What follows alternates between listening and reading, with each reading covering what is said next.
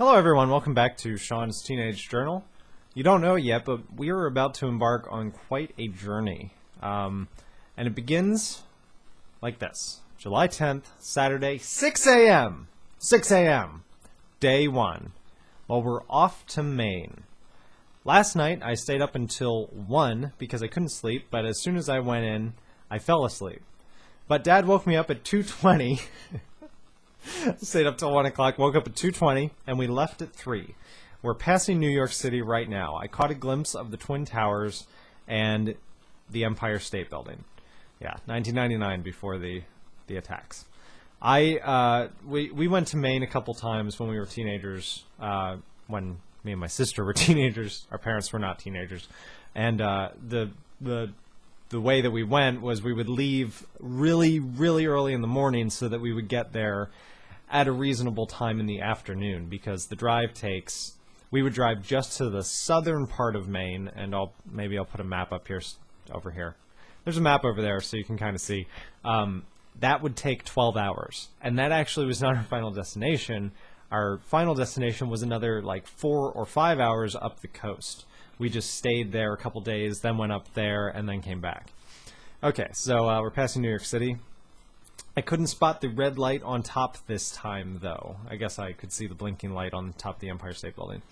It was too foggy. We just passed the 5,322nd toll booth. Not really, but...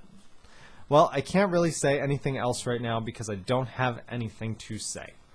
Later. Next.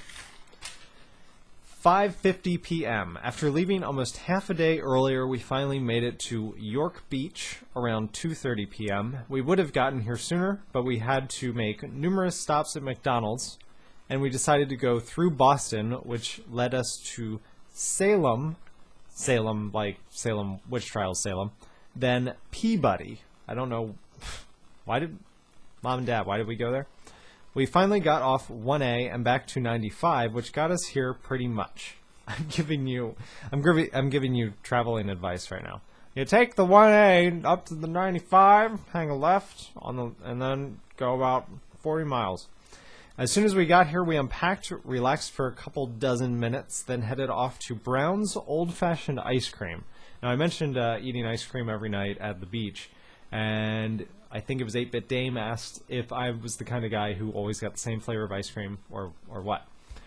If I'm going to the grocery store, there are like 3 different kinds I'm going to choose between. It's going to be like cookies and cream, Moose Tracks or some equivalent of it. It's some like vanilla-based ice cream with chocolate in it, like something like that. However, when I'm at the beach or I'm on vacation or whatever and I'm doing this or I'm going out for ice cream, I will try very exotic things that I wouldn't want a full carton of, but I'll try it the once. Like when we were at Ocracoke this summer, I remember I got banana ice cream the one time. I would never even eat a whole carton of banana ice cream, but once for that night, sure. And then the next night, if I went back, I would never get the same one. If we were there long enough, maybe by the end of the week I would have chosen a favorite and I would get that one again, but basically I'm going to choose a different one every night because I want to sample everything. When I go to restaurants, I tend to order something I haven't ordered before or I don't order often. I just kind of bounce around. I don't know why. I don't like eating the same thing over and over, except at work when all I eat is Hot Pockets. I'm not even going to go there. Okay, so Brown's Old-Fashioned Ice Cream.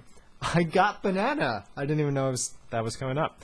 I got banana because they didn't have my favorite Smurf, which I think was a blue raspberry flavored. Boo-hoo. Anyway, we walked back to the Lighthouse Inn. That's where we were staying. And Kira and I went in the pool. Kira's my sister. Eventually, Mom came in to hang out with us, but Dad went back to our room to take a nap. I guess they took turns driving. Maybe he drove more. I don't know. He was very tired, I have to say. Well, I'll tell you what we had for dinner, etc. when we get back. We went to the deli. There was a little deli along Maine has very fine sand along beaches, and the water there is probably like the water in England. Like it's cold year-round. It never gets very warm. It's always that dark blue. It doesn't look like the Caribbean or anything. And it had one of those beaches, and overlooking the beach were a lot of houses, but a couple businesses, and one of them was a deli that we would frequent for lunch and stuff. We went to the deli after we all had nice naps. I got a cheeseburger, and it was pretty good. Then we came back and watched Looney Tunes and stuff, and then we went to bed. By the way, if I don't know if kids still watch Looney Tunes these days, but I hope they do. It's an amazing show. July 11th, Sunday, 11 a.m., day 2. Hey, nobody really got up until 8 o'clock. Then we went down to Goldenrod's. Then they went to Goldenrod's without us.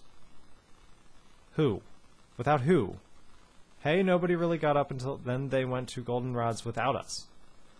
I don't know what that means. Goldenrod's was a restaurant we went to. Shawn went to some store... Why am I talking about myself in the third person? What was I on while I was writing this? Shawn went to some store and got 3 new beanies. Beanie Babies. Oh my god. Not more. Because they had a 3 for $10 special. Good use of your money. I should have bought more video games. He got... Why am I still talking about myself in third person? He got Rainbow the Chameleon, which I did not spell correctly, Strut the Rooster, and Gobbles the Turkey. Kira got Pinky the Flamingo, Wrinkles the Dog, and Mac the Cardinal. Now they're all back home, and they're going to go on the marginal way with us. Hooray, later. My parents? Am I talking about my parents? They went without us? Maybe I'm the us. Maybe I'm the royal we. I don't know. Anyway, the marginal way was there were 2 towns not that far away, and the marginal way was a public pathway that went between the 2 towns that actually was on several people's private property. They just like donated that part to, I don't know. It wasn't part of a park or anything. It was just you could walk on it publicly as long as you didn't like cross their fence or whatever. And the views off of the marginal way were tremendous. Ooh, it changes colors when I do that. Okay, sorry. We drove around and around Perkins Cove and Ogunquit. Those are the 2 towns, I think. Trying to find somewhere to park. Ogunquit is like the most Native American sounding name you could possibly imagine. Ogunquit. We drove around for about an hour. Shawn fell... I'm still talking... I'm still doing that. Why am I doing that? Is this... Did someone else write this? It's my handwriting. Shawn fell asleep for a little. When they were about to give up, they quickly tried the place they parked last year. Last year they pulled up near the Contribution Lighthouse and saw a 3-hour parking space. They looked and the exact same space was open. Whoa! So we went on the marginal way and got a picture of us and went to some stores in Perkins Cove, but Shawn did not buy anything because pshaw. When we got back, they went to Goldenrod's again. Then they came back and went in the pool. At least Shawn and Kira did. Then we all went to Brown's. Why do I keep switching between we and they? We all went to Brown's, even all the beanies. We got it. Maybe I'm writing from the perspective of the new Beanie Babies. I don't know. We got a picture of Pikachu and us around the ice cream. I think I am. I think I'm writing from the perspective of... Maybe I'm writing from the perspective of one of the gorillas. Hold on.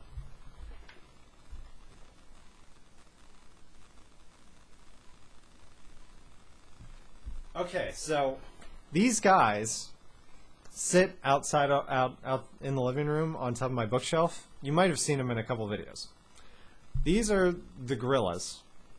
I shouldn't have said monkeys. These are the gorillas. My mom... I don't know if she was being funny or what. I was old enough to not care about stuffed animals. I was probably 11 or 12, and for some reason she got me this. Like I did like gorillas for some reason. I thought they were a fun animal, so I was a fan of them. And she saw this at Kmart when she was buying me a birthday present or a Christmas present, and she was like, wouldn't that be fun? So she got me this gorilla. This is Swingin' Sam. That was the name tag that he had. He does not have it anymore. And I'm going to do it, aren't I? He has a voice that, coincidentally, because Lilo and Stitch was not out yet, he has a voice that sounds like Stitch. It sounds like this. Oh, I just did it. And me and my dad can both do the voice. So we used to provide the voice for Sam and do funny things. And the way that you can hold him, kind of like a puppet, enables you to do things with his arm. Like you can, Oh, look at it! Look over there! that's not quite his voice. I haven't done it in years. Oh, look over there!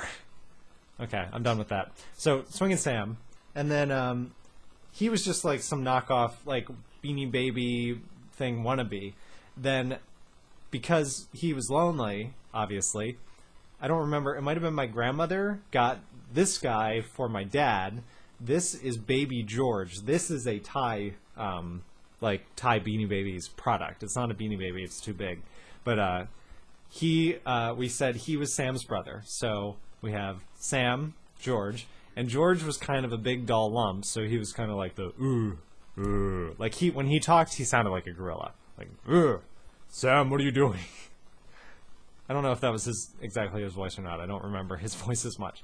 And then, lastly, one time we were in Kmart, years later, 3 years later, 2-3 years later, and we were in the toy section, or we ran over to the toy section, and we were like, I wonder if there's another one.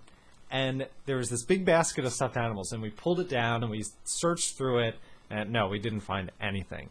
And we were putting it back up, and I saw this little black lump behind where it had been, and I was like, oh, wait. And I reached up, and I pulled down this guy. And if you notice, I'm holding him facing you, but his head is kind of looking up that way.